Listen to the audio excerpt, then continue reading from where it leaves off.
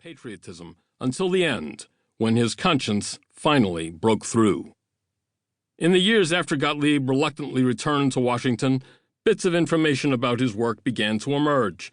He testified at 2 rounds of Senate hearings. Later, he was forced to defend himself against lawsuits filed by people who had come to suspect that they were among his victims. He revealed almost nothing beyond the fact that before leaving the CIA, he had destroyed all records of what he did. He was never convicted of a crime. His funeral in 1999 was private. Enough had become known about Gottlieb to tantalize obituary writers.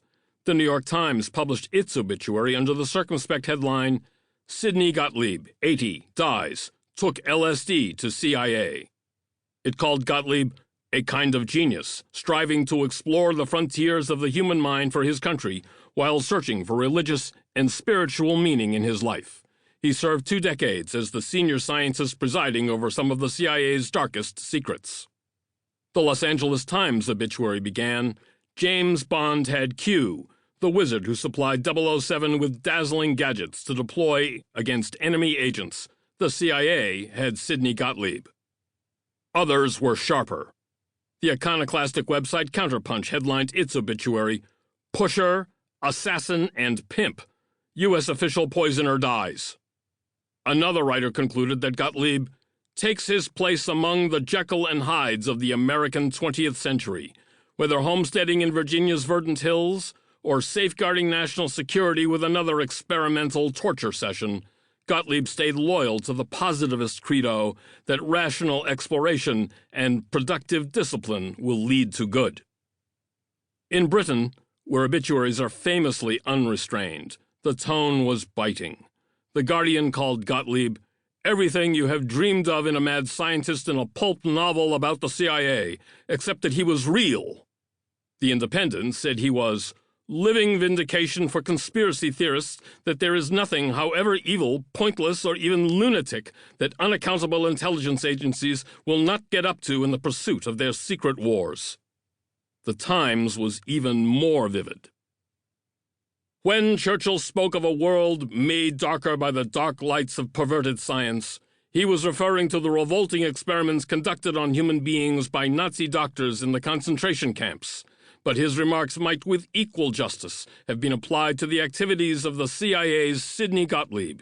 Indeed, what Gottlieb and his CIA henchmen did was only in degree different from the activities which had sent a number of Nazi scientists to the gallows at Nuremberg in 1946. Drugs were not Gottlieb's only weapon against the CIA's enemies. He was also involved in assassination plots, which at this distance read like something out of a Jacobean revenge play. After the ripple of notoriety that followed his death, Gottlieb faded back into obscurity. A few historical studies mention his name. One reports that he was known to some as the dark sorcerer for his conjuring in the most sinister recesses of the CIA. With his clubfoot, he was perhaps too easy to caricature as a cross between a Bond villain and Dr. Strangelove, a scientist who always wanted to push further without worrying about the morality of where it all led.